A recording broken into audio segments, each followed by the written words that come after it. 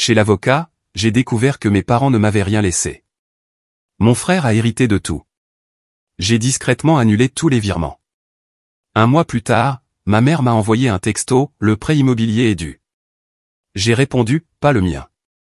Je m'appelle Camille Dubois, j'ai 34 ans, et je n'aurais jamais pensé me retrouver assise dans le luxueux bureau d'un avocat pour découvrir que mes parents m'avaient complètement déshérité.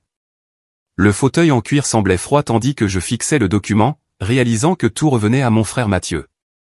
Des années à les soutenir financièrement et émotionnellement, tout cela effacé par un texte juridique noir sur blanc.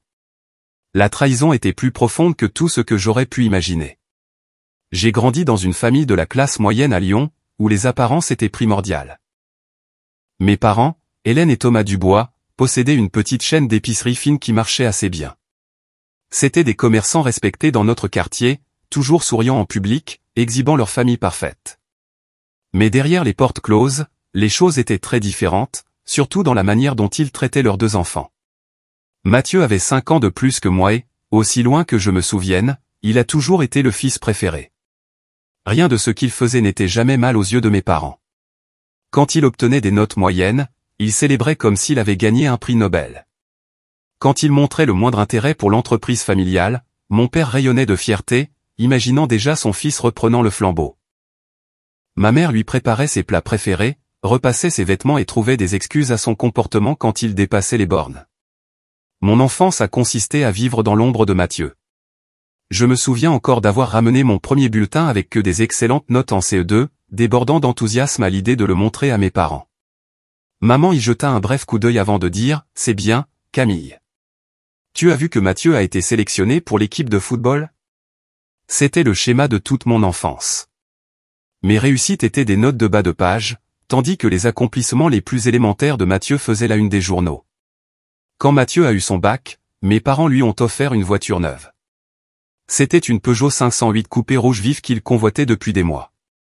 Je me souviens m'être dit que lorsque viendrait mon tour, j'aurais enfin quelque chose de similaire. 4 ans plus tard, quand j'ai obtenu mon diplôme en étant major de ma promotion, j'ai reçu une carte avec un chèque cadeau de 50 € pour une librairie. Quand j'ai demandé pour la voiture, mon père a ricané. On ne peut pas se permettre une telle extravagance, Camille. Les frais de scolarité sont déjà assez élevés. En parlant d'études supérieures, Mathieu a reçu un soutien financier complet de nos parents. Ils ont payé ses frais de scolarité, son logement, ses repas, ses manuels et lui ont même donné une généreuse allocation mensuelle. Quand il a passé plus de temps à faire la fête qu'à étudier et a failli être renvoyé en 2e année, ils ont engagé des tuteurs coûteux pour l'aider. Pendant ce temps, j'ai commencé à travailler à 16 ans, économisant chaque centime pour mes études. Je travaillais le week-end dans un café local, puis le soir à la bibliothèque, jonglant avec plusieurs emplois tout en maintenant mes notes. Lors de mes candidatures à l'université, j'ai postulé à toutes les bourses que je pouvais trouver, sachant que je devrais financer la majeure partie de mes études moi-même. Quand j'ai soulevé la question de la différence de traitement, ma mère a simplement dit « Mathieu a plus besoin d'aide que toi. Tu as toujours été si indépendante et débrouillarde. » Ma relation avec Mathieu lui-même était compliquée. Enfant, il y avait toujours une compétition tacite qu'il semblait gagner sans effort. En grandissant, son attitude envers moi est devenue de plus en plus condescendante. Il critiquait mes vêtements, mes choix de carrière, mes relations, toujours avec l'air de quelqu'un qui sait mieux que tout le monde. La banque, Camille. Vraiment? C'est tellement ennuyeux et conventionnel, disait-il, bien qu'il ait changé 3 fois de cursus universitaire avant de se décider pour l'administration des affaires, un diplôme qu'il n'a jamais réellement utilisé. Il y a eu d'innombrables fois où Mathieu a profité de ma gentillesse. Comme la fois où il m'a emprunté ma voiture pour ce qui devait être un week-end et l'a rendu 3 semaines plus tard, le réservoir vidé avec de mystérieuses bosses. Ou quand il a demandé à rester dans mon appartement pour quelques jours après une rupture, ce qui s'est transformé en 2 mois pendant lesquels il a mangé ma nourriture et n'a jamais contribué d'un centime aux charges ou aux courses. Malgré tout cela, j'ai continué à travailler dur pour gagner l'approbation de mes parents. J'ai obtenu un diplôme en finance avec la mention très bien et les félicitations du jury, décroché un excellent poste dans une société de gestion d'actifs respectée, et j'ai commencé à gravir les échelons. J'espérais que la réussite financière me vaudrait enfin la reconnaissance que je désirais tant de ma famille. J'achetais des cadeaux attentionnés pour les fêtes, j'appelais régulièrement et je me présentais aux réunions de famille malgré les pics subtils qui ne manquaient jamais. J'ai même essayé de créer un lien avec Mathieu en tant qu'adulte, pensant que notre dynamique d'enfance pourrait peut-être évoluer vers une relation plus mature. Je l'ai invité à des événements de réseautage professionnel, lui ai offert des conseils de carrière quand il était entre deux emplois, et j'ai sincèrement essayé de célébrer ses succès quand il y en avait. Mais le schéma restait inchangé. Aux yeux de mes parents, Mathieu ne pouvait rien faire de mal, et je ne pouvais jamais tout à fait bien faire. Lors d'un grand repas de famille du dimanche, après avoir été promu analyste senior, j'ai partagé la nouvelle avec enthousiasme. Mon père a hoché la tête distraitement avant de se tourner vers Mathieu pour lui demander des nouvelles de son dernier passe-temps, qui était à l'époque de fabriquer des liqueurs artisanales dans son garage. La conversation a rapidement dévié sur la façon dont Mathieu pourrait transformer ce passe-temps en entreprise, mes parents offrant avec enthousiasme un capital de départ qu'ils n'avaient jamais envisagé d'investir dans aucun de mes projets. Ce soir-là, en rentrant à mon appartement, j'ai réalisé que je courais toujours après une approbation que je ne recevrais peut-être jamais. Pourtant, quelque chose en moi ne pouvait pas abandonner ma famille. Malgré la douleur, malgré l'injustice, ils restaient mes parents, et Mathieu restait mon frère. Les familles sont compliquées, me disais-je. Aucune relation n'est parfaite. Alors, j'ai continué à essayer, espérant qu'un jour les choses changeraient, qu'un jour il me verrait enfin. Je ne savais pas que cette dynamique se poursuivrait bien dans ma vie d'adulte, menant à la révélation dévastatrice dans ce bureau d'avocat des années plus tard. Les schémas établis dans l'enfance se révéleraient remarquablement résistants au changement, et l'inégalité que j'avais subie ne ferait que s'approfondir avec le temps. Après avoir obtenu mon diplôme en finance, je me suis rapidement fait une place dans le secteur. En commençant comme analyste chez Gestion d'actifs Lambert, j'ai travaillé sans relâche pour prouver ma valeur. Nuit, week-end, jours fériés, j'étais là, à faire les heures supplémentaires qui me distinguaient de mes pairs. Mon dévouement a payé lorsque j'ai été promu analyste senior en 3 ans, une trajectoire qui en prend généralement 5 ou plus à d'autres. À 29 ans, j'étais passé gestionnaire de portefeuille, supervisant des millions d'euros d'actifs clients. Ma réputation pour mes stratégies d'investissement avisées et mes relations clients exceptionnelles m'a valu des bonus substantiels et le respect des vétérans du secteur.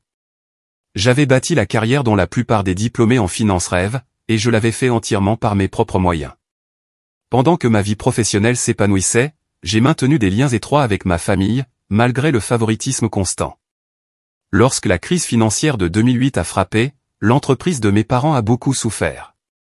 Les gens ont réduit leurs achats de produits d'épicerie fine, se concentrant sur l'essentiel.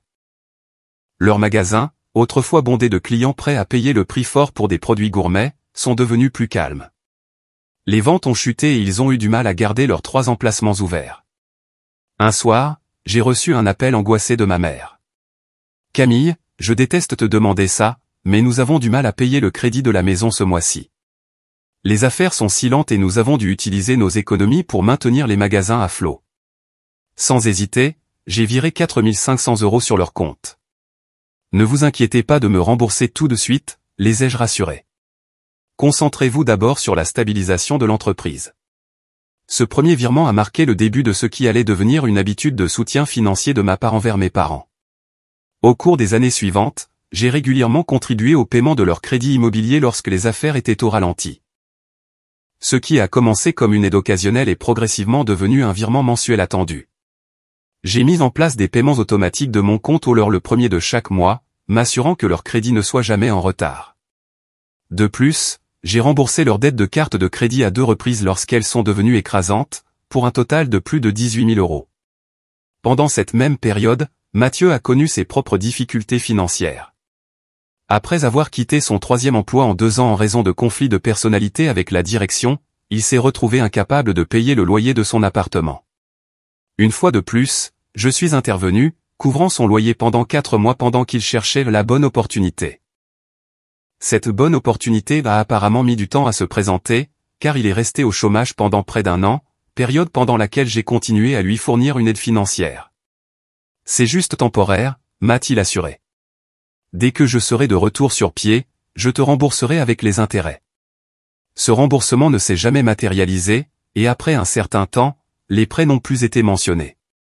C'est devenu un autre élément de la liste croissante d'inégalités que j'ai choisi d'ignorer au nom de l'harmonie familiale. La période la plus difficile est survenue lorsque mes 2 parents ont eu des problèmes de santé à quelques mois d'intervalle. Mon père a fait une légère crise cardiaque, suivi du diagnostic d'un cancer du sein à un stade précoce pour ma mère. Les frais médicaux, même avec une mutuelle, étaient substantiels. Mes parents ont été confrontés aux tickets modérateurs, aux franchises et aux traitements non entièrement couverts par leur assurance. Sans me plaindre, je suis de nouveau intervenu. J'ai payé le meilleur cardiologue pour mon père et je me suis assuré que ma mère ait accès aux meilleurs oncologues pour son traitement. Lorsque mon père a eu besoin de médicaments spécialisés non remboursés, j'ai couvert le coût mensuel de 900 €. Lorsque ma mère a eu besoin de soins post-opératoires, j'ai engagé une infirmière privée pour l'aider à domicile. Tout au long de ces crises médicales, Mathieu faisait des apparitions occasionnelles à l'hôpital, apportant des fleurs ou prenant des photos Instagram de lui-même, l'air concerné au chevet de nos parents. Ses contributions réelles à leurs soins étaient minimes. Lorsque des discussions sur les factures médicales surgissaient, il devait commodément prendre un appel important ou se souvenait soudainement d'un rendez-vous urgent. À un moment donné, lorsque j'ai suggéré gentiment qu'il pourrait aider avec une partie des dépenses, il a semblé véritablement surpris.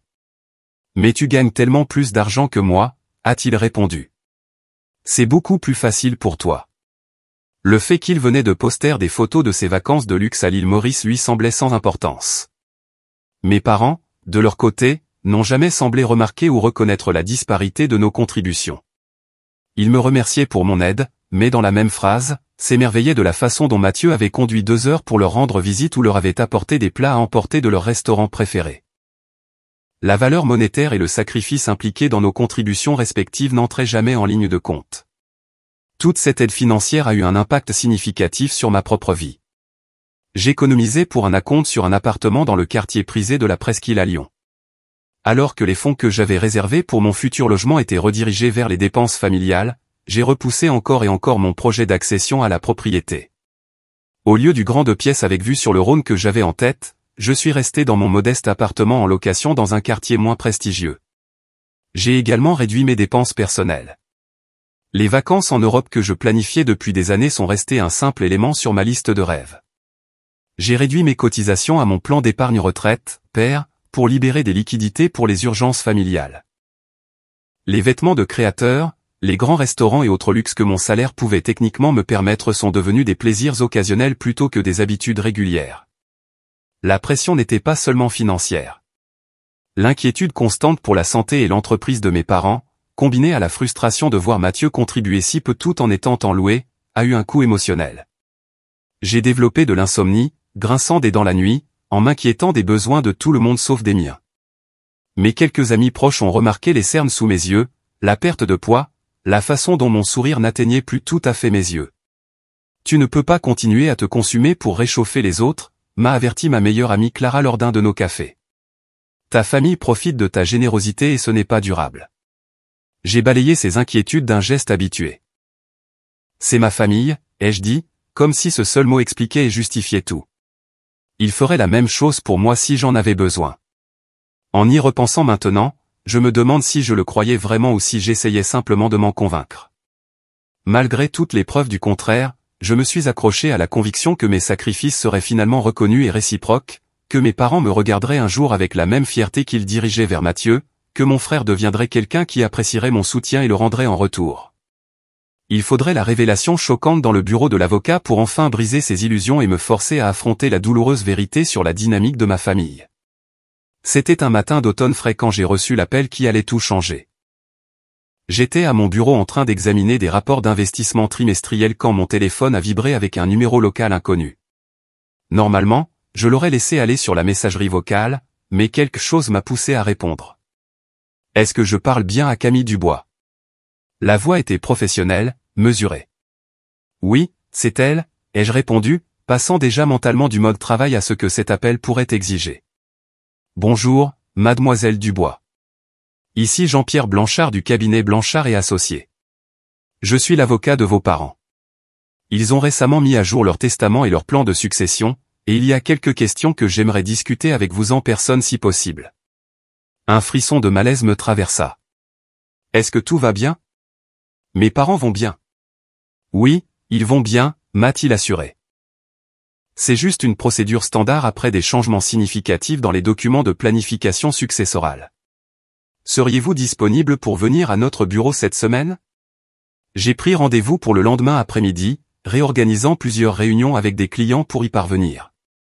Le reste de la journée et le lendemain matin, la curiosité et l'anxiété se sont livrées bataille en moi.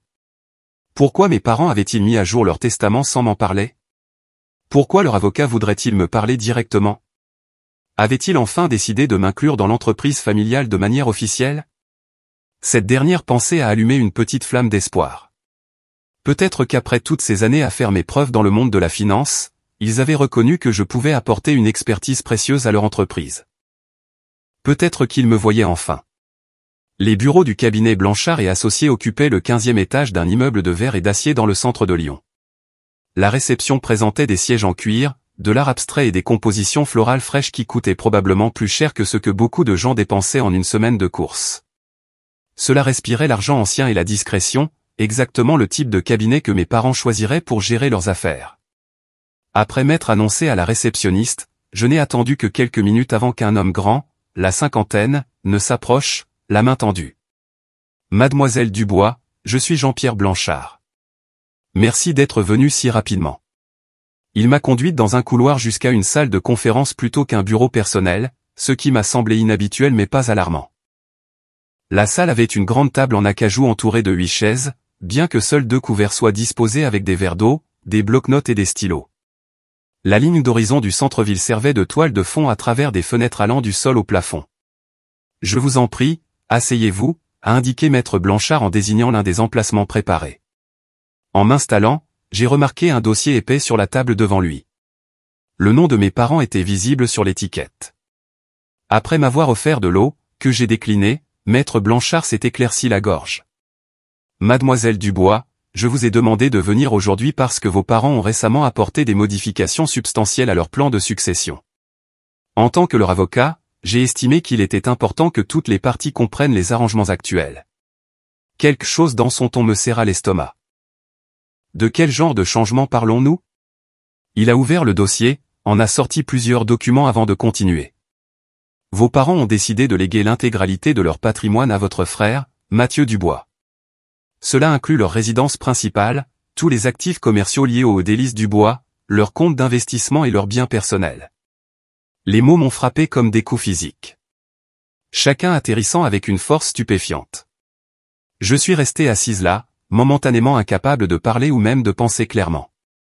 Je ne comprends pas, ai-je finalement réussi à dire. Il doit y avoir une erreur. L'expression de maître Blanchard contenait quelque chose qui ressemblait inconfortablement à de la pitié.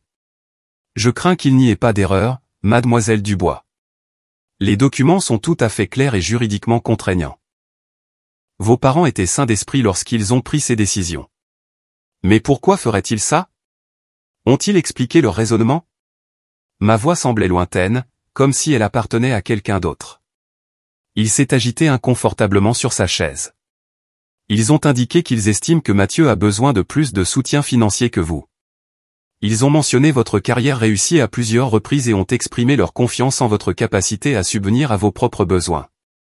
L'ironie était si amère que je pouvais la goûter. Mon succès, que j'avais espéré voir enfin leur valoir leur approbation, était maintenant utilisé comme justification pour m'exclure complètement. Donc, parce que j'ai travaillé dur et que je suis devenu autonome, je suis puni. Les mots sont sortis plus secs que je ne l'avais prévu. Je ne qualifierais pas cela de punition, a répondu maître Blanchard diplomatiquement. La planification successorale est une décision personnelle et les individus ont le droit légal de distribuer leurs biens comme ils l'entendent. Même lorsque ces décisions ignorent complètement des années de soutien financier fourni par l'un de leurs enfants, ai-je répliqué, sentant la chaleur monter à mes joues. Il a baissé les yeux sur ses notes, visiblement mal à l'aise. Je comprends que cela doit être difficile à entendre. Voulez-vous un moment? J'ai secoué la tête, déterminé à garder mon sang-froid devant cet étranger. Non, ça va. Y a-t-il autre chose que je doive savoir? Maître Blanchard a hésité avant de continuer. Il y a encore une chose. Vos parents ont désigné Mathieu comme leur personne de confiance et leur mandataire en cas d'inaptitude. Un autre coup, une autre exclusion. Non seulement j'étais jugé indigne de tout héritage, mais je n'aurais même pas mon mot à dire sur leurs soins médicaux ou leurs décisions financières s'ils devenaient incapables de gérer leurs propres affaires. Je vois, ai-je dit, ma voix anormalement calme. Et est-ce que Mathieu était au courant de ces changements avant aujourd'hui? Un éclair de quelque chose a traversé le visage de l'avocat, une confirmation suffisante avant même qu'il ne parle. Oui, il a été consulté pendant le processus. Donc, Mathieu avait su depuis le début, l'avait probablement même encouragé, et personne n'avait pensé à m'en parler avant que les documents ne soient signés et déposés. Y a-t-il autre chose, maître Blanchard, ai-je demandé, rassemblant mon sac à main et me préparant à me lever. Juste ceci, a-t-il dit en faisant glisser une carte de visite sur la table. Si vous avez des questions sur les aspects juridiques de la situation, n'hésitez pas à me contacter. J'ai pris la carte automatiquement, bien que je sache que je n'appellerai jamais. Quel serait l'intérêt? Les décisions avaient été prises, les documents signés. Mon exclusion était complète et apparemment irréversible. En descendant en ascenseur vers le hall, je me sentais étrangement engourdi. Le choc initial cédait la place à une réalisation froide et claire que je m'étais leurré pendant des années. Tous mes efforts, tout mon soutien, toutes mes tentatives désespérées pour gagner l'approbation de mes parents n'avaient abouti à rien. En fin de compte, j'étais toujours l'enfant la moins appréciée, toujours indigne de la moindre considération. En sortant sur le trottoir animé, j'ai sorti mon téléphone et j'ai vu 3 appels manqués de Mathieu. Les nouvelles allaient vite, apparemment.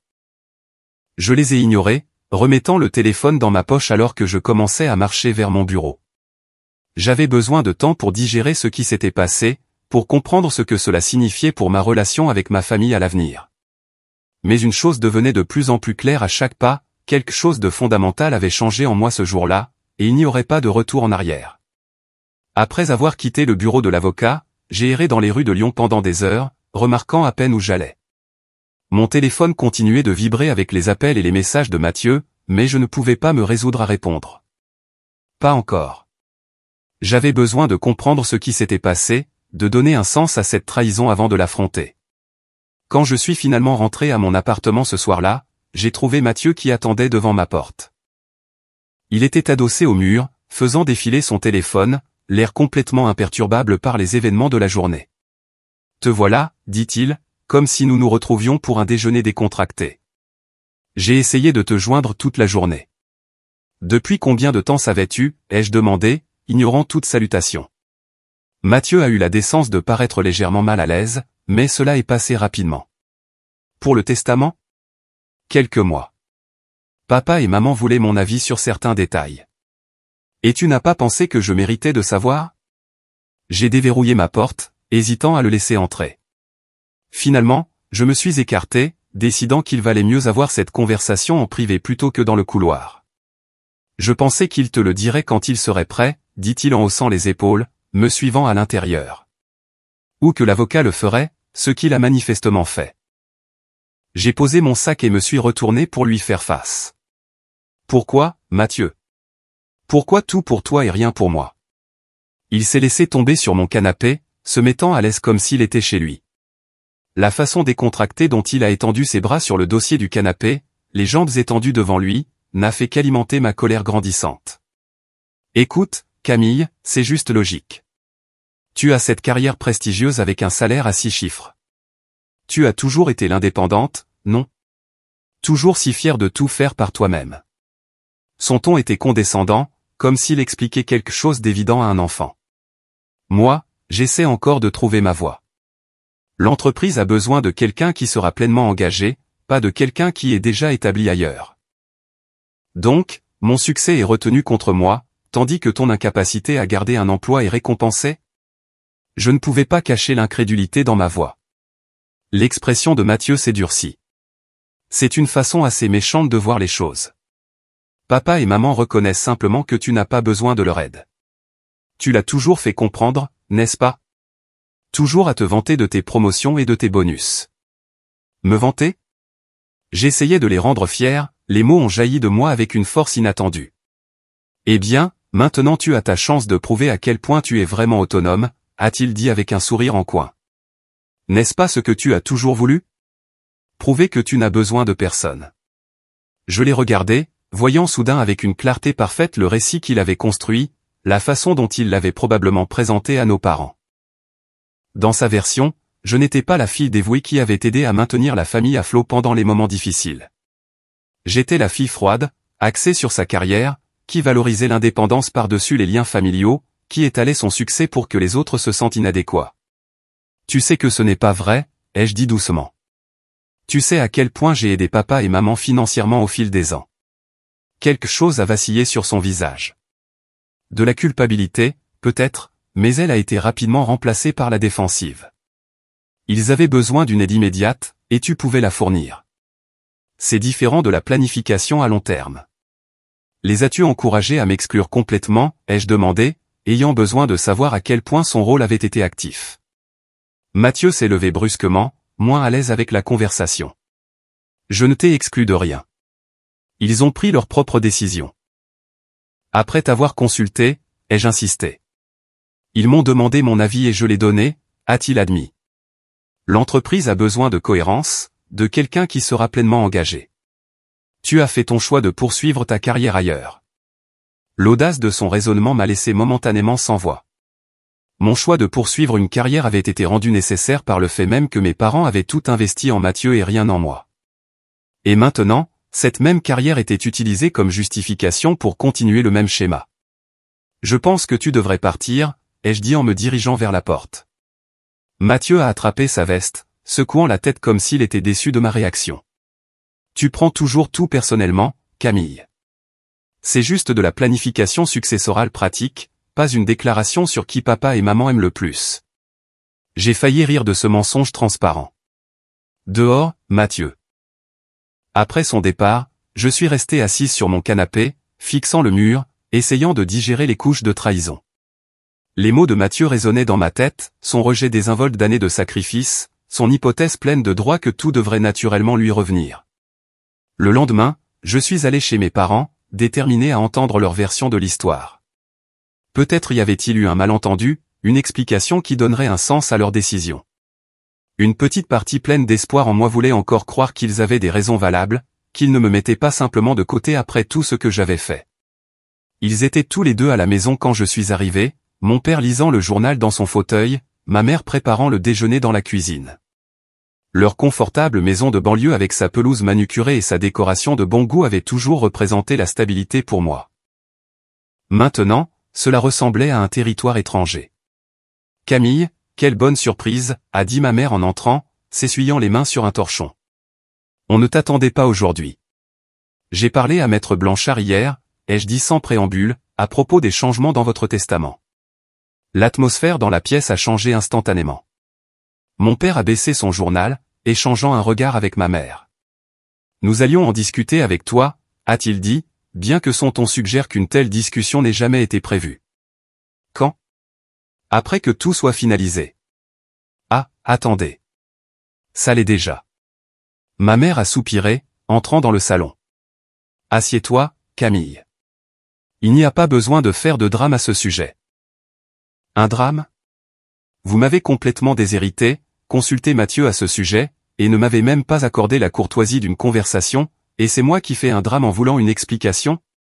Tu es une professionnelle qui réussit, Camille, a dit mon père, comme si cela expliquait tout. Mathieu a plus besoin de notre soutien que toi. Je soutiens cette famille depuis des années, ai-je répliqué.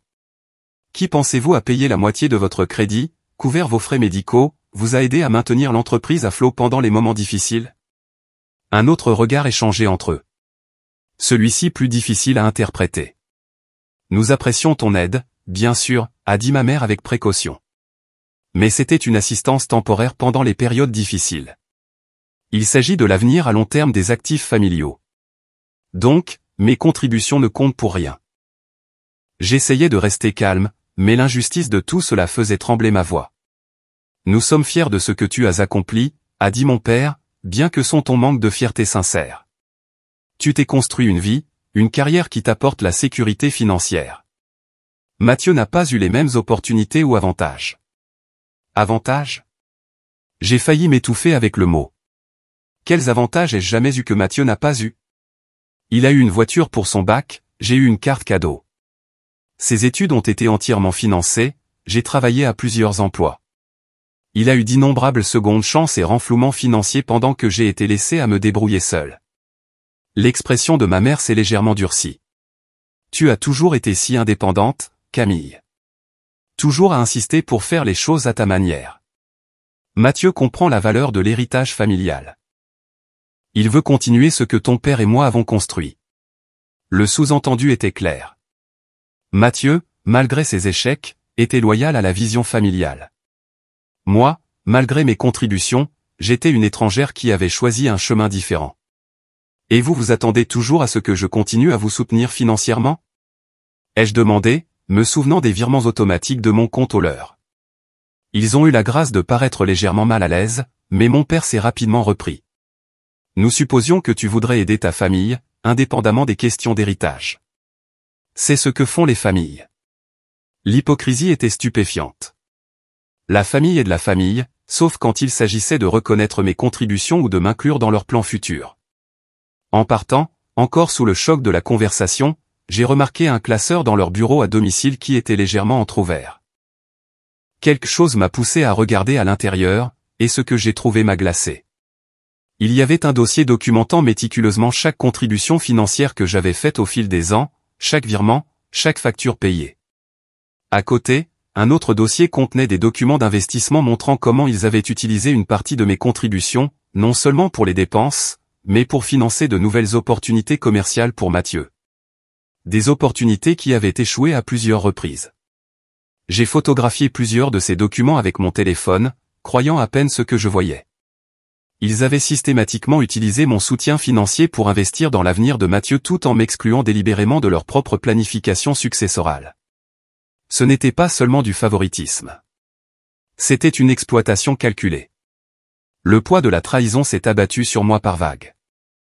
Des années de souvenirs ont reflué, recontextualisés par cette nouvelle compréhension. Les fois où j'avais sauté des vacances pour les aider à payer les salaires, les cotisations de retraite que j'avais réduites pour couvrir leurs frais médicaux, la maison que je n'avais toujours pas achetée parce qu'une si grande partie de mes économies avait servi à maintenir leur maison, leur entreprise, leur vie à flot. Et tout cela pendant qu'ils prévoyaient de ne rien me laisser, consultant Mathieu dans mon dos, le positionnant pour hériter des actifs même que j'avais aidé à préserver. La colère qui est montée en moi alors était différente de tout ce que j'avais connu auparavant, une rage blanche et brûlante qui a consumé les derniers vestiges de mon besoin de leur approbation. Au moment où j'ai atteint mon appartement, une nouvelle clarté avait émergé de la fureur. J'avais vécu dans une illusion, croyant que mes sacrifices seraient finalement reconnus, que mes parents me verraient enfin comme l'égal de Mathieu, que mon frère deviendrait quelqu'un digne des avantages qui lui avaient été donnés. Rien de tout cela n'allait jamais arriver. La seule personne sur qui je pouvais compter, la seule personne qui valoriserait jamais vraiment ma valeur, c'était moi-même. Il était temps d'agir en conséquence. Le matin après avoir découvert la vérité sur la manipulation financière de mes parents, je me suis réveillé avec un sentiment de calme inhabituel. Le choc et la colère initiaux s'étaient cristallisés en quelque chose de plus dur, de plus résolu. J'ai appelé mon travail pour me déclarer malade pour la première fois en 3 ans, sachant que j'avais besoin de cette journée pour reprendre le contrôle de ma vie. Mon premier appel a été pour Valérie Garcia, une avocate respectée spécialisée en droit de la famille et en questions de succession. Je l'avais rencontrée lors d'un événement caritatif l'année précédente et je me souvenais avoir été impressionné par sa franchise. Elle a accepté de me voir cet après-midi-là. Le bureau de Valérie était plus petit et moins ostentatoire que le cabinet de Blanchard, mais il dégageait une énergie qui m'a immédiatement mise à l'aise. Des étagères bordaient les murs, remplies de volumes juridiques et de photos de famille. Valérie elle-même, une femme au regard perçant d'une 50aine d'années aux cheveux noirs striés d'argent, m'a écouté sans m'interrompre pendant que j'expliquais ma situation. Quand j'ai eu fini, elle s'est penchée en arrière dans son fauteuil, réfléchissant. Légalement parlant, vos parents sont dans leur droit de distribuer leur patrimoine comme ils le souhaitent, sauf preuve de coercition ou d'incapacité mentale. Je m'en doutais, ai-je dit, le cœur serré malgré m'être attendu à cette réponse. Cependant, a-t-elle poursuivi, les virements automatiques de vos comptes au leur sont entièrement sous votre contrôle, tout comme les futures contributions financières que vous pourriez choisir de faire ou de retenir. Donc, je ne peux rien faire contre le testament lui-même. Valérie a secoué la tête. Vous pourriez le contester après leur décès, mais de telles contestations réussissent rarement, sauf s'il y a des preuves claires d'influence indue ou de capacité diminuée. D'après ce que vous avez décrit, cela ressemble à du favoritisme, ce qui, bien qu'injuste, n'est pas illégal. Que feriez-vous si vous étiez à ma place, ai-je demandé. Elle m'a regardé pensivement. Je ne peux pas vous dire quelle décision prendre concernant votre relation avec votre famille. C'est profondément personnel. Mais je vous conseillerais de vous protéger financièrement à l'avenir. Votre générosité a été exploitée. Vous n'êtes nullement obligé de continuer à permettre ce schéma.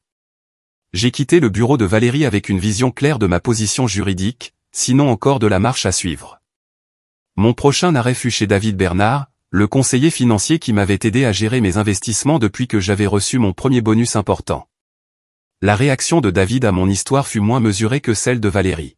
« Ils ont fait ça ?» s'est-il exclamé, manquant de renverser son café. « Après tout ce que vous avez fait. » J'ai apprécié son indignation en mon nom.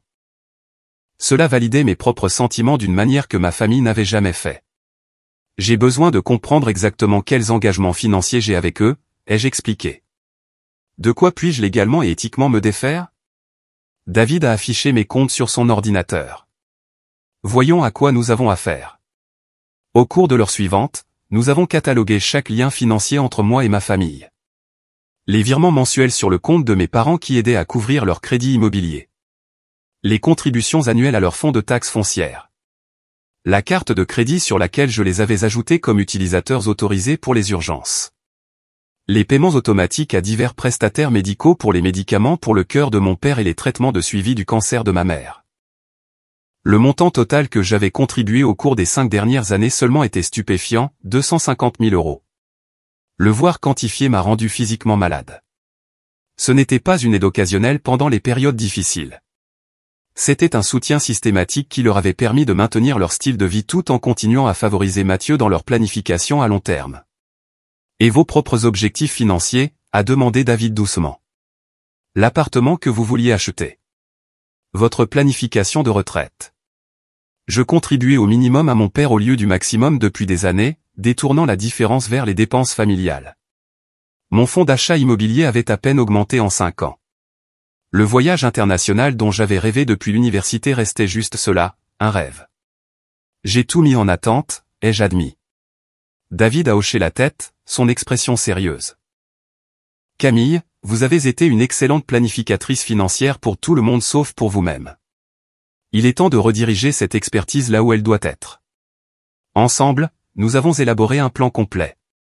Premièrement, j'annulerai tous les virements automatiques vers les comptes de mes parents, avec effet immédiat. Ensuite, je les retirerai comme utilisateurs autorisés de ma carte de crédit. Puis, je redirigerai ces fonds pour maximiser mes cotisations de retraite et accélérer mon épargne pour l'achat d'un logement. Pour les frais médicaux, qui me semblaient éthiquement différents des autres soutiens, nous avons conçu une approche transitoire. Je continuerai les paiements pendant 3 mois supplémentaires, donnant à mes parents le temps d'organiser une couverture ou des plans de paiement alternatifs. Je les informerai de ce calendrier par écrit, en indiquant clairement la date de fin. Quant à Mathieu, toute aide financière cesserait complètement et immédiatement. Plus de prêts d'urgence, plus de couverture de son loyer pendant un chômage temporaire, plus de sauvetage de ses propres mauvaises décisions. Le plan était pratique, éthique et protégeait mes intérêts tout en permettant une transition compatissante concernant les nécessités médicales. C'était, selon les mots de David, de l'autosoin financier, pas de l'égoïsme. Armé de ce plan, je suis rentré chez moi et j'ai ouvert mon ordinateur portable. Il était temps de mettre en œuvre ces changements. Je me suis connecté à mon compte bancaire et j'ai navigué jusqu'à la section des virements automatiques. Ils étaient là, les paiements mensuels qui avaient drainé mes ressources pendant des années. 1800 € sur le compte joint de mes parents le 1er de chaque mois. 400 € sur le compte de la pharmacie de mon père le 15. 250 € chez l'oncologue de ma mère le 20. 500 € au propriétaire de Mathieu le 3, un ajout récent après sa dernière crise financière. Je fixais l'écran, mon curseur planant au-dessus du bouton « Annuler » pour le premier virement. Toute une vie de conditionnement a fait trembler légèrement ma main. On m'avait appris que la famille passait avant tout, que prendre soin de mes parents et même de mon frère était ma responsabilité, surtout depuis que je réussissais si bien. Couper ces liens financiers me donnait l'impression de violer un code fondamental. Puis je me suis souvenu des dossiers dans le bureau de mes parents. La manière calculée dont ils avaient documenté mes contributions tout en planifiant simultanément de m'exclure de leur héritage. Les années à prendre mon soutien pour acquis tout en élevant les efforts minimes de Mathieu. L'exploitation déguisée en obligation familiale. J'ai cliqué sur « Annuler » pour le premier virement. Puis le suivant, et le suivant. Pour les paiements médicaux, je les ai programmés pour qu'ils se terminent après 3 mois, comme prévu. Pour tout le reste, la résiliation était immédiate. Ensuite, j'ai appelé ma compagnie de carte de crédit et j'ai retiré mes parents comme utilisateurs autorisés. J'ai changé les mots de passe de tous mes comptes financiers, ainsi que de mes comptes email et téléphone. J'ai mis à jour mon carnet d'adresses avec les informations de mes parents et de Mathieu, les déplaçant dans une nouvelle catégorie intitulée Contact limité. En parcourant chaque étape de la séparation financière, j'ai ressenti un mélange complexe d'émotions. La culpabilité, certainement, conditionnée par des années à mettre leurs besoins en premier. L'anxiété de savoir comment ils réagiraient. Mais aussi, de plus en plus, un sentiment de justesse, de reprendre ce qui m'appartenait, d'établir enfin les limites qui auraient dû exister depuis toujours. Quand tout fut terminé, je me suis assise dans mon salon alors que le soir tombait, regardant les lumières de la ville s'allumer à l'horizon. Pour la première fois depuis des années, je me suis permis d'imaginer un avenir façonné entièrement par mes propres désirs et besoins. Une maison de mon choix. Des voyages dans des endroits que j'avais longtemps désiré voir. Des relations basées sur le respect mutuel plutôt que sur l'obligation et l'exploitation. Ce ne serait pas facile. Des décennies de dynamique familiale ne pouvaient pas être défaites en un seul après-midi. Il y aurait des confrontations, des accusations, des tentatives pour me ramener dans les anciens schémas. Mais quelque chose avait changé irrévocablement en moi. La fille qui avait désespérément cherché l'approbation, qui avait sacrifié sa propre sécurité pour l'harmonie familiale, qui avait accepté moins dans l'espoir de recevoir un jour plus, cette personne avait disparu. À sa place se trouvait une femme qui comprenait sa propre valeur, qui reconnaissait l'exploitation pour ce qu'elle était, et qui était enfin prête à se mettre en premier. Quoi qu'il arrive ensuite, je l'affronterai selon mes propres termes. La première semaine après avoir annulé les virements, je n'ai eu aucune nouvelle de ma famille. Le silence était à la fois un soulagement et une inquiétude, comme le calme avant la tempête. J'ai utilisé ce temps de manière productive, visitant des appartements dans des quartiers que j'avais auparavant considérés hors de portée. Avec mes finances nouvellement récupérées, des options que j'avais rayées à contre-cœur de ma liste étaient soudainement des possibilités viables. Je suis tombé amoureuse d'un appartement au 10e étage dans un immeuble industriel reconverti. Il avait des murs en briques apparentes, des plafonds de 4 mètres et des fenêtres qui baignaient l'espace de lumière naturelle. La vue donnait sur un petit parc plutôt que sur le paysage urbain plus clinquant, mais j'ai découvert que je préférais regarder les changements saisonniers dans les arbres au scintillement des gratte-ciel lointains. Cela ressemblait à une métaphore du changement de mes propres priorités, des apparences à la substance. Après que mon offre ait été acceptée, je me suis plongé dans l'aménagement de l'espace. Couleur de peinture, disposition des meubles, art pour les murs. J'ai créé des feuilles de calcul détaillées pour les frais de déménagement et les budgets de décoration, appliquant mon expertise financière à ma propre vie pour une fois. Le soir, j'ai renoué avec des amis que j'avais négligés en répondant aux exigences familiales. Clara, qui m'avait mise en garde pendant des années contre le traitement de ma famille, a été particulièrement solidaire, m'aidant à faire les magasins pour mon nouvel appartement et me prêtant une oreille sympathique lorsque les doutes s'insinuaient. « Tu as l'air différente », a-t-elle commenté lors d'un brunch un dimanche, environ 3 semaines après ma décision. Plus détendue, en quelque sorte. Comme si tu avais posé un lourd sac à dos que tu portais depuis des années. J'ai réalisé qu'elle avait raison. L'anxiété constante en arrière-plan d'attendre la prochaine crise familiale, la prochaine demande financière, avait disparu. Je dormais mieux, mangeais mieux, me tenais même plus droite. Les manifestations physiques du stress avec lesquelles j'avais vécu si longtemps s'estompaient progressivement. C'est exactement un mois jour pour jour après avoir annulé les virements que mon téléphone s'est allumé avec un SMS de ma mère. Juste 3 mots, l'échéance du prêt. J'ai fixé le message, sentant l'attraction familière de l'obligation monter, suivie d'une vague de ressentiment. Aucune demande de nouvelles, aucune reconnaissance que les virements avaient cessé, juste une demande implicite déguisée en constat. À ce moment-là, j'ai pleinement compris à quel point notre relation était devenue unilatérale. J'étais apprécié non pas pour qui j'étais, mais pour ce que je pouvais fournir. Ma valeur à leurs yeux se mesurait en euros et en centimes, en factures payées et en problèmes résolus. La révélation était à la fois douloureuse et libératrice. Mes pouces ont plané au-dessus de l'écran pendant que je réfléchissais à la manière de répondre. Autrefois, j'aurais immédiatement organisé le virement, peut-être avec un message d'excuse pour avoir oublié. J'aurais même pu ajouter un supplément pour compenser le retard, désespéré de maintenir la paix, d'être la bonne fille. Mais c'était l'ancienne Camille. La nouvelle a pris une profonde inspiration et a tapé 2 mots simples, pas le mien. Après avoir envoyé le message, j'ai éteint mon téléphone et suis allé faire une longue promenade dans le parc près de ma future maison. L'air d'automne était vif, les feuilles dans des tons vibrants de rouge et d'or dérivant autour de moi. Pour la première fois de ma vie, je me sentais vraiment présente. Pas à calculer mentalement les obligations familiales ou à m'inquiéter de la prochaine crise, juste à vivre l'instant pleinement et complètement. Quand je suis rentré chez moi et que j'ai rallumé mon téléphone, il a explosé de notifications. 5 appels manqués de ma mère. 3 de mon père.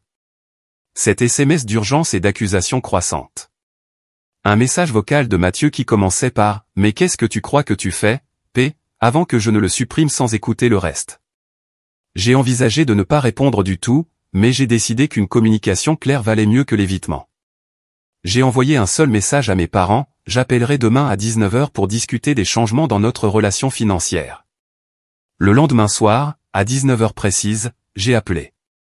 Ma mère a répondu à la première sonnerie, sa voix tendue par une colère à peine contenue. « Qu'est-ce qui se passe, Camille ? Le paiement du crédit a été rejeté. La banque nous a appelés. » C'était humiliant. Aucune salutation, aucune inquiétude sur la raison pour laquelle j'aurais pu arrêter les virements. Juste une concentration immédiate sur l'impact pour eux. J'ai apporté quelques changements à mes engagements financiers, ai-je dit, gardant ma voix stable. Je ne contribuerai plus aux dépenses du ménage. Comment ça, des changements ? La voix de mon père a coupé, indiquant que j'étais sur haut-parleur. On comptait sur cet argent. Oui, vous comptiez sur l'argent de la fille que vous avez complètement déshéritée, ai-je répondu, surprise de mon propre calme. La fille qui, apparemment, ne mérite aucune considération dans votre planification successorale malgré des années de soutien financier. Un bref silence a suivi, puis le ton défensif de ma mère. Ça n'a rien à voir avec ça. Le testament concerne l'avenir. Ici, il s'agit de nos besoins actuels. Ça a tout à voir avec ça, ai-je répliqué. Je soutiens cette famille depuis des années pendant que vous prévoyez de tout laisser à Mathieu. J'ai récemment appris que vous avez même utilisé mes contributions financières pour investir dans des opportunités pour lui. Ça s'arrête maintenant. Nous sommes tes parents, a dit mon père, comme si ce seul fait leur donnait droit à un soutien illimité. Tu ne peux pas simplement nous couper les vivres. Je ne vous coupe pas les vivres par dépit, ai-je expliqué. Bien qu'une partie de moi se demande s'il mérite même cette explication. J'établis des limites appropriées. J'ai continué les paiements médicaux pendant 3 mois supplémentaires pour vous donner le temps de prendre d'autres dispositions. Après cela, vous devrez gérer vos finances de manière indépendante, tout comme vous vous attendiez à ce que je le fasse depuis mes 16 ans. C'est une question d'argent, a demandé ma mère avec incrédulité. Es-tu vraiment si matérialiste, Camille ? Après tout ce que nous avons fait pour toi ? La question était si déconnectée de la réalité que j'ai failli rire. Il ne s'agit pas d'argent, maman. Il s'agit de respect. Il s'agit de reconnaissance. Il s'agit d'être traité comme un membre égal de cette famille plutôt que comme un distributeur automatique de billets. Mathieu a plus besoin de notre aide que toi, a interjeté mon père, revenant au refrain familier. Et j'avais besoin de votre aide quand j'étais plus jeune, ai-je répondu. J'en avais besoin quand je travaillais à 3 emplois pour payer mes études. J'en avais besoin quand je mangeais des nouilles instantanées à chaque repas pour économiser pour les manuels. J'en avais besoin quand je ne pouvais pas me permettre une voiture pour aller aux entretiens. Mais vous avez décidé que je pouvais me débrouiller seul à l'époque. Maintenant, vous pouvez faire de même. La conversation s'est détériorée à partir de là. Mes parents ont alterné entre la colère, le chantage affectif, les accusations d'égoïsme et finalement les menaces. Si c'est comme ça que tu vas être, ne t'attends plus à être la bienvenue dans cette maison, a déclaré mon père. Et ne viens pas pleurer chez nous quand tu auras besoin de quelque chose à l'avenir, a ajouté ma mère. J'avais anticipé cette réaction, je m'y étais préparé, mais ça faisait quand même mal. Non pas parce que je craignais de perdre leur soutien, qui avait toujours été conditionnel et limité, mais parce que cela confirmait à quel point leur amour pour moi avait toujours été transactionnel. Je comprends, ai-je simplement dit. J'espère qu'un jour nous pourrons construire une relation plus saine. D'ici là, je dois me concentrer sur mon propre bien-être. Après avoir mis fin à l'appel, je suis resté assise en silence pendant un long moment, digérant la finalité de ce qui venait de se produire. La rupture n'était pas seulement financière. Elle était émotionnelle, psychologique, peut-être même permanente. J'avais franchi une ligne qui ne pouvait être franchie en sens inverse, défier une dynamique familiale qui avait été établie il y a des décennies. Le lendemain, Mathieu s'est présenté à mon bureau, provoquant une scène à la réception jusqu'à ce que j'accepte de lui parler. Son visage était rouge de colère alors qu'il me suivait dans une petite salle de conférence. « Qu'est-ce que tu essaies de prouver, P » a-t-il exigé sans préambule. Papa et maman sont dévastés. La banque menace de saisir la maison s'il manque un autre paiement. Ça ressemble à un problème que vous trois devez résoudre ensemble, ai-je répondu, gardant mon sang-froid malgré son agressivité. Tout comme les problèmes que j'ai dû résoudre seul toutes ces années. C'est différent. Ils sont plus âgés maintenant. Ils ont besoin de soutien. Et ils ont un autre enfant, ai-je souligné, celui qui va hériter de tout ce qu'ils possèdent. Peut-être que cet enfant devrait prendre le relais. L'expression de Mathieu a changé, l'inconfort remplaçant brièvement la colère. Tu sais bien que ma situation n'est pas stable en ce moment. Je ne peux pas me permettre de les aider comme tu le peux. Alors peut-être devrais-tu reconsidérer d'accepter un héritage qui comporte des responsabilités financières importantes, ai-je suggéré. Si tu n'es pas prêt à aider à entretenir leurs biens maintenant, comment les géreras-tu après leur départ? Il n'avait pas de réponse à cela, seulement plus d'accusations et de chantage affectif faisant écho aux tactiques de nos parents. Quand il a réalisé que je ne serais pas influencé, il a eu recours aux menaces, tout comme eux. Tu le regretteras, Camille. Quand tu auras repoussé la seule famille que tu as, quand tu seras toute seule avec ton argent et ta belle carrière, tu souhaiteras avoir fait des choix différents. J'ai regardé mon frère, vraiment regardé, peut-être pour la première fois. La façade belle et confiante qui avait charmé nos parents toutes ces années semblait maintenant fragile, cachant une profonde insécurité. On lui avait donné tous les avantages, toutes les préférences, tout le bénéfice du doute, et pourtant il se tenait devant moi, en colère que la sœur qu'il avait aidé à exclure ne soit plus disposée à subventionner son traitement préférentiel. Je serai peut-être seul, Mathieu, mais au moins je tiendrai sur mes deux pieds, pas en vivant des sacrifices des autres tout en prétendant être autodidacte. Après son départ, j'ai reçu une rafale de messages et d'appels de membres de la famille élargie et d'amis de la famille, ayant tous clairement entendu une version unilatérale des événements. J'étais dépeinte comme la fille sans cœur qui avait abandonné ses parents vieillissants, la femme de carrière froide qui valorisait l'argent plus que la famille. Certains messages étaient suppliants, m'exhortant à reconsidérer pour le bien de l'harmonie familiale. D'autres étaient accusateurs, exprimant leur déception face à la personne que j'étais devenue. J'ai répondu à chacun avec le même message soigneusement rédigé, « Merci pour votre inquiétude. C'est une affaire privée entre moi et ma famille immédiate. J'ai pris les décisions nécessaires pour mon bien-être après des années de soutien financier à ma famille tout en étant systématiquement exclu de la planification familiale à long terme. J'espère que vous pourrez respecter le fait qu'il y a plusieurs perspectives à cette situation. » Certains ont répondu avec compréhension, d'autres avec de nouvelles critiques. Quelques-uns ont simplement cessé de communiquer. J'ai reconnu que j'étais mise à l'épreuve, que c'étaient les conséquences de m'être affirmé dans un système familial qui n'avait jamais valorisé mon autonomie ou mon égalité. À travers tout cela, je suis resté ferme dans ma décision, me rappelant quotidiennement que des limites saines ne sont pas égoïstes, que l'indépendance financière n'est pas de l'abandon, que s'attendre à un respect réciproque n'est pas déraisonnable. La vieille culpabilité refaisait surface de temps en temps, mais avec une fréquence et une puissance décroissantes. Un soir, environ 6 semaines après la confrontation initiale, mes parents sont arrivés à l'improviste à mon appartement. Ils avaient l'air fatigués, plus âgés en quelque sorte, comme si les semaines passées les avaient visiblement vieillis. Mon premier instinct fut l'inquiétude, suivi immédiatement par la lassitude. Je les ai invités à entrer, mais je suis resté debout, peu disposé à m'installer dans ce qui pourrait devenir une longue manipulation émotionnelle. Nous voulons parler de ce qui s'est passé, a commencé ma mère, sa voix plus douce que lors de notre appel téléphonique. Nous pensons qu'il y a eu des malentendus des deux côtés.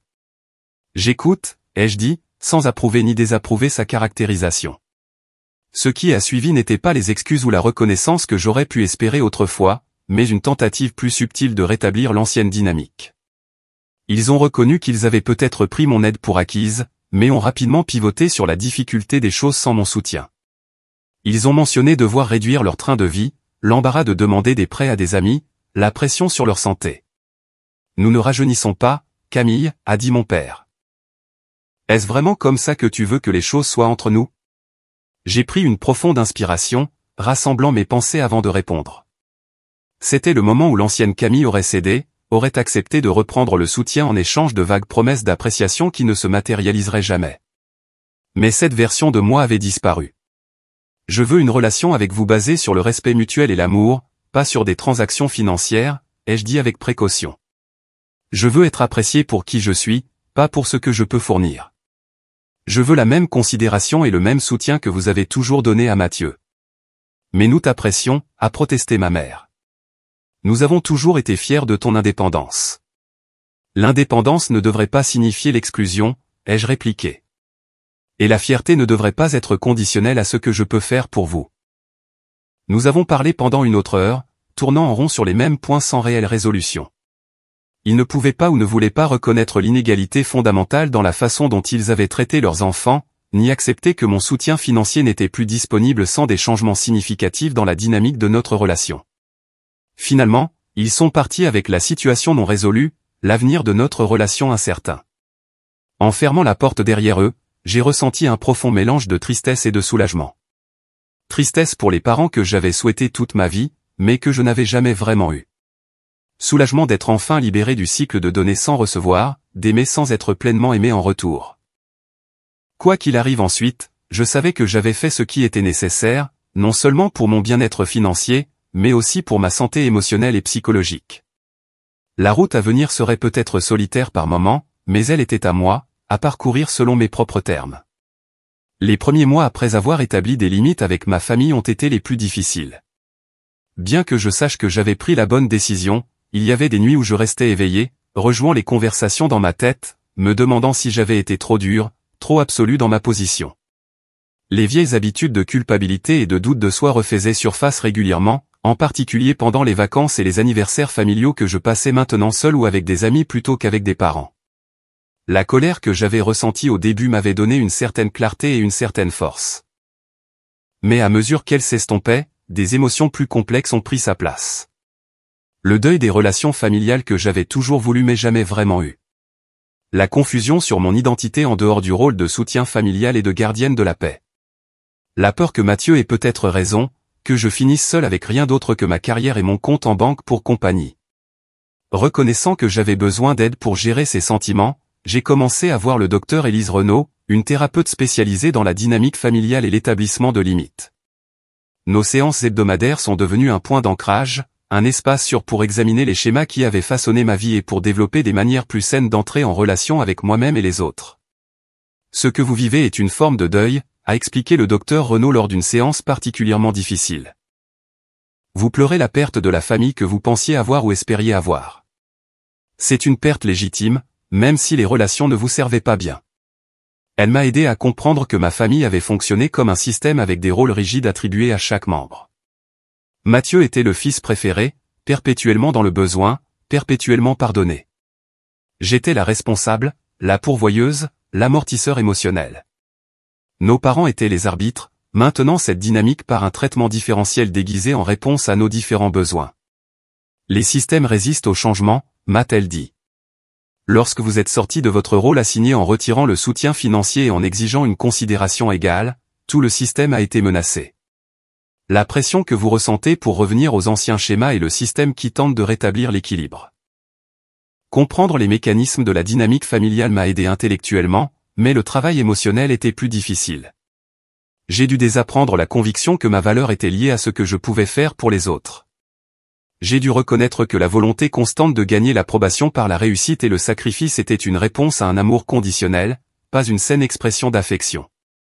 Le plus difficile de tout, j'ai dû affronter la possibilité que mes parents ne changeraient peut-être jamais, n'offriraient jamais la reconnaissance et le traitement égal que j'avais passé une vie à chercher. L'acceptation de cette réalité, m'a assuré le docteur Renaud, n'était pas un abandon. C'était me libérer pour construire une vie basée sur les vérités actuelles plutôt que sur l'espoir perpétuel de changement. Alors que la turbulence émotionnelle initiale commençait à se calmer, j'ai tourné mon attention vers la reconstruction d'autres aspects de ma vie. Mon nouvel appartement est devenu un projet d'expression de soi.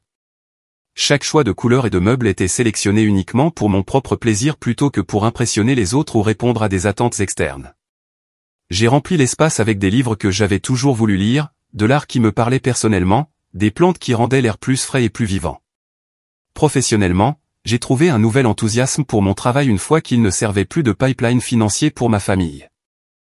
J'ai accepté des projets stimulants que j'avais auparavant évités en raison de contraintes de temps, j'ai encadré des collègues plus jeunes et j'ai même commencé à envisager des opportunités d'avancement qui auraient été impossibles en jonglant avec les crises familiales. 6 mois après avoir emménagé dans mon nouvel appartement, j'ai pris mes premières vraies vacances depuis des années. Un voyage de 2 semaines au Portugal dont j'avais rêvé depuis l'université. En marchant seul le long des falaises de l'Algarve, en regardant les bateaux de pêche dans le port de Porto, assise dans des cafés tranquilles à Lisbonne avec seulement mes pensées et un journal pour compagnie, j'ai commencé à redécouvrir des parties de moi-même qui avaient été englouties par les obligations familiales. J'ai réalisé que j'appréciais la solitude, quelque chose que j'avais rarement connu avec les demandes constantes sur mon attention et mes ressources. J'ai trouvé du plaisir dans de petites indulgences personnelles, un café parfaitement préparé, un livre lu sans interruption de la première à la dernière page, une sieste l'après-midi sans réveil pour me réveiller. Plus important encore, j'ai découvert que je pouvais être contente en ma propre compagnie, que la peur de finir seule qui avait été brandie comme une menace était en fait une promesse de paix. La distance avec ma famille m'a également permis de construire des relations plus profondes et plus authentiques avec les autres sans avoir constamment à gérer les urgences ou la dynamique familiale. J'avais du temps et de l'énergie émotionnelle pour des amitiés basées sur le soin mutuel plutôt que sur l'obligation. Clara et moi sommes devenus encore plus proches, notre amitié évoluant de brunchs occasionnels à des parties régulières de la vie de l'autre. J'ai renoué avec des amis d'université dont je m'étais éloigné, découvrant que beaucoup d'entre eux avaient connu des défis familiaux similaires. J'ai même commencé à sortir prudemment avec des hommes, abordant les relations amoureuses avec une nouvelle conscience des schémas sains par rapport aux schémas malsains.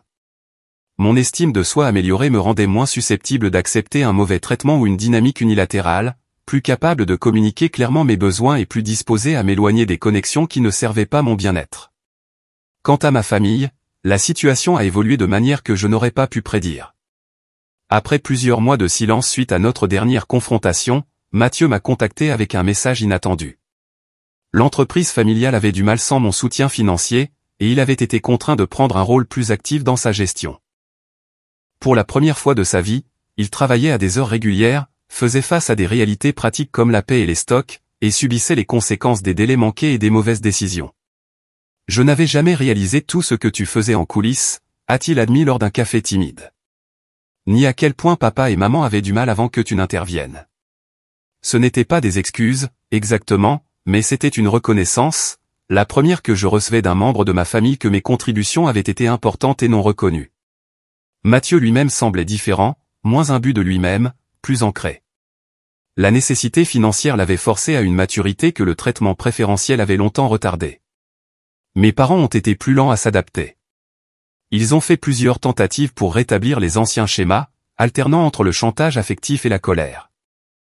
Lorsque celles-ci ont échoué, la transition des paiements médicaux que j'avais arrangés s'est terminée comme prévu, les forçant à affronter leur réalité financière sans mon soutien.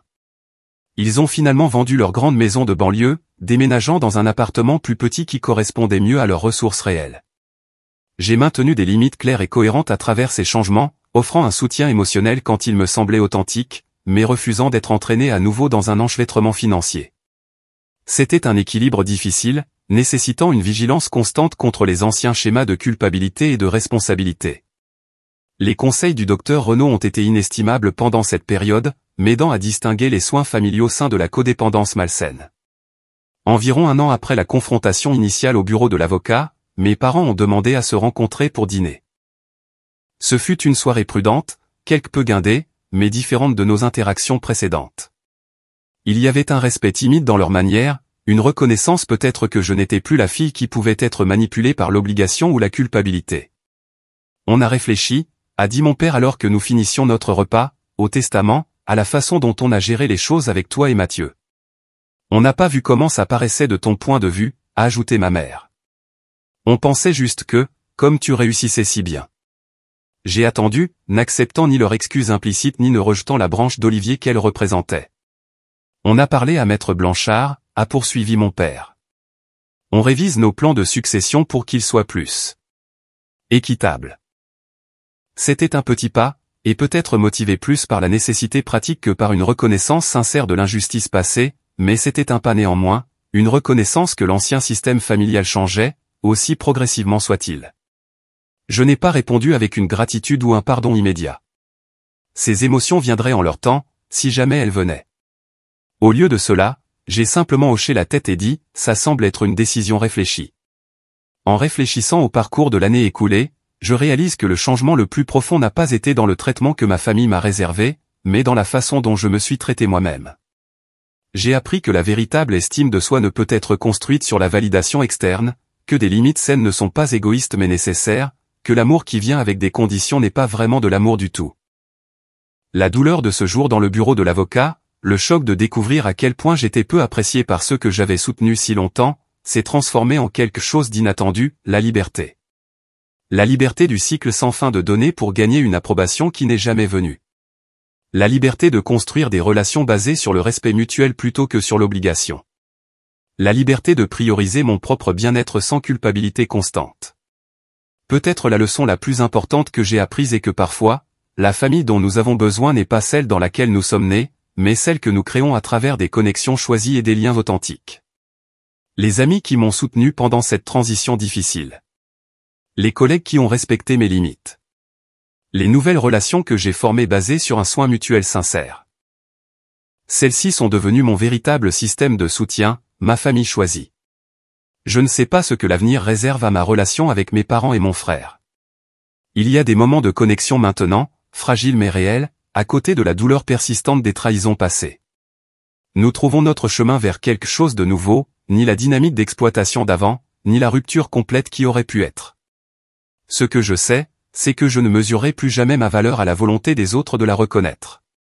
Je ne sacrifierai plus jamais mon bien-être pour gagner un amour qui devrait être donné librement. Et je ne confondrai plus jamais le soutien financier avec l'affection sincère, ni le silence avec la paix.